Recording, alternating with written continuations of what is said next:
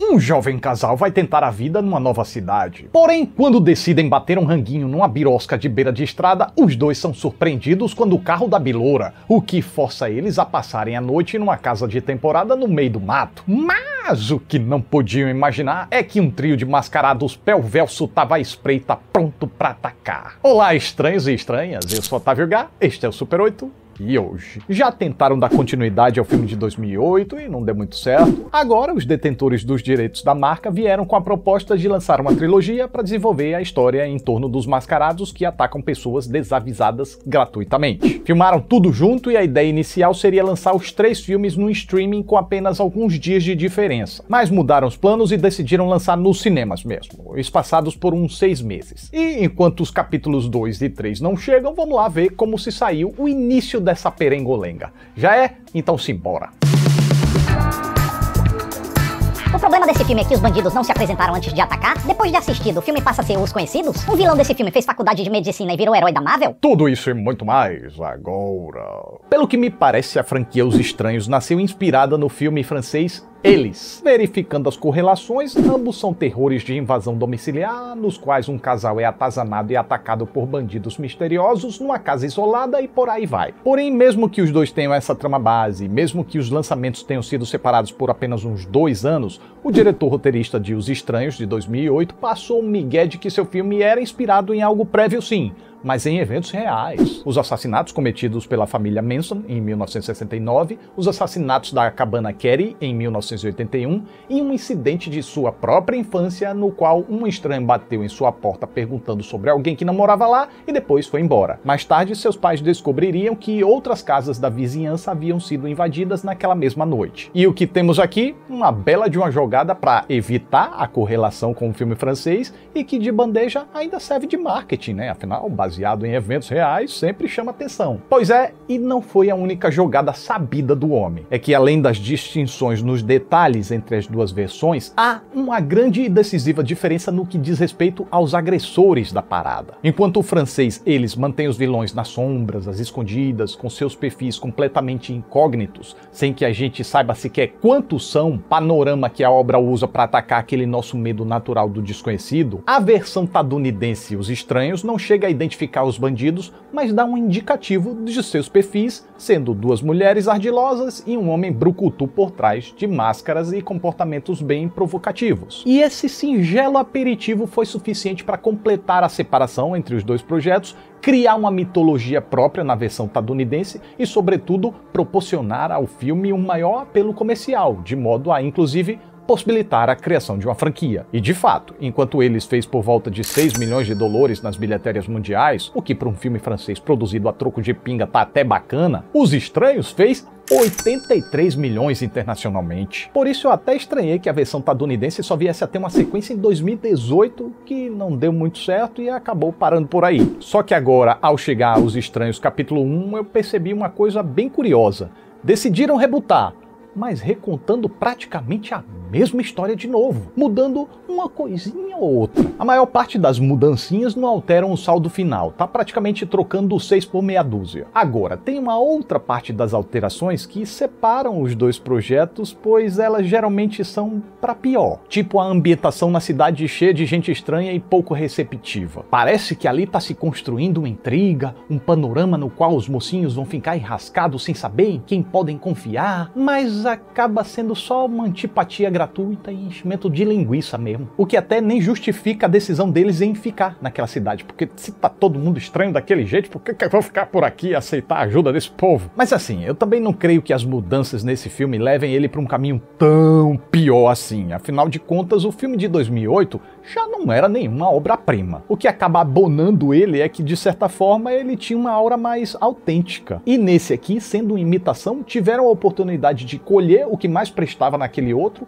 corrigir o que não funcionava tão bem, mas acabaram que caíram nas mesmas arapucas e no que tentaram mudar, caíram em outras arapucas. E aí eu me refiro a coisas que deixaram o desenrolar dos fatos ainda mais artificial, requerendo assim ainda mais tolerância do espectador para que esse permaneça engajado. Ora são clichês, ora são forçadas de barra, ora são trapaças narrativas, ora 2 desses comungados e ora, pasmem, os três, desenvolvendo cada um dos tópicos. Os clichês não são um problema por natureza, como muita gente costuma apontar. São recursos que um roteiro usa para avançar como quaisquer outros. O problema geralmente brota quando um filme enfileira clichês sem a menor percepção disso e acaba deixando a narrativa totalmente lugar comum e plenamente antecipável. Porque se clichês são repetições cansadas, quando o negócio começa a se amontoar demais, isso acaba inevitavelmente eliminando as surpresas de um filme. Agora, se por outro lado a narrativa usa os clichês a seu favor para iludir o espectador e de vez em quando traz aquela subversão que puxa o nosso tapete, aí opa, isso já mantém a gente sempre em alerta, porque a gente nunca sabe até que ponto os clichês vão realmente se engringolar como clichês ou quando eles vão ser subvertidos. E se tem um gênero que se beneficia muito da surpresa, aliás, dois, um deles é a comédia, o outro é definitivamente o terror. Por isso o jumpscare costuma ser um recurso tão usado. Mas olha para o caso desse filme aqui. Nem todo jumpscare acaba sendo útil para surpreender, porque até este costuma vir de forma clichê. Só que Os Estranhos capítulo 1 não para por aí e apela também à artificialidade no comportamento dos personagens. Estou falando de burrice, gente, que é outro recurso que também pode ser bem utilizado pelo roteiro. E inclusive alguém envolvido na produção defendeu o filme dizendo que as pessoas em situações de emergência podem perder a capacidade de agir razoavelmente. E é verdade mesmo, atos falhos existem.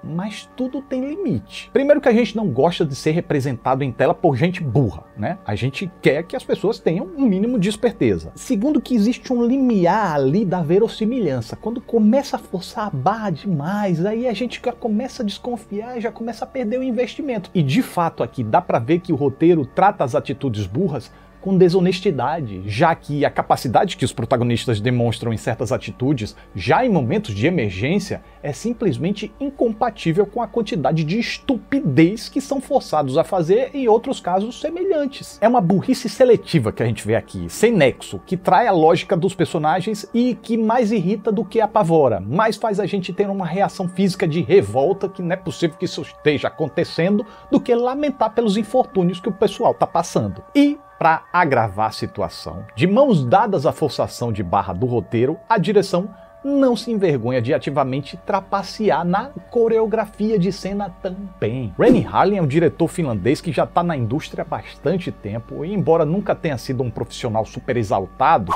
ele tem alguns bons filmes, fora que experiência ele tem demais fazendo filme na Finlândia, em Hollywood, na China, foi, voltou, foi de novo. Então se ele falha aqui não é por falta de conhecimento, é apesar do seu conhecimento, pois aqui mesmo ele se mostra bem capaz de aplicar vários recursos valiosos ao gênero do terror para despertar a atenção da iminência, despertar o choque, o susto. O que pega, gente, é que ele parece se satisfazer em aplicar tudo na superficialidade, se bastando em fazer o que o roteiro indica. No entanto, quando o roteiro deixa brecha, terreno em que um diretor pode se fartar criando, construindo, desenvolvendo, ele não o faz. O que, consequentemente, faz parecer que os personagens só existem enquanto estão em quadro. Fora de quadro, eles viram NPCs esperando para serem ativados ou prontos para se teletransportar. Pois é, a direção não parece ter qualquer preocupação com a construção do todo, das emendas, das transições, de onde e como cada personagem estaria entre um momento e outro. E aí o que temos numa cena, os personagens estão num certo lugar e numa determinada situação. Daí entra um salto temporal ou uma montagem paralela. E quando o tal personagem volta a ser útil, dane-se o que ele estava fazendo. Resultado disso, como eu disse, é uma coreografia de cena trapaceiramente sem nexo. Não à toa, os vilões, que são humanos, pelo menos até onde foi estabelecido, parecem flutuar, pois não fazem barulho quando andam e ainda brincam de teletransportar, tal qual o Jason no auge da sua sobrenaturalidade. Na verdade, até mais. O povo aqui às vezes até aparece ou desaparece num passe de mágica em plano sem cortes. São os verdadeiros Houdines do terror, gente. O pessoal aqui é danado. Ou seja, direção safada a do Renny Harlin aqui, que não se atentou com transições, mas apenas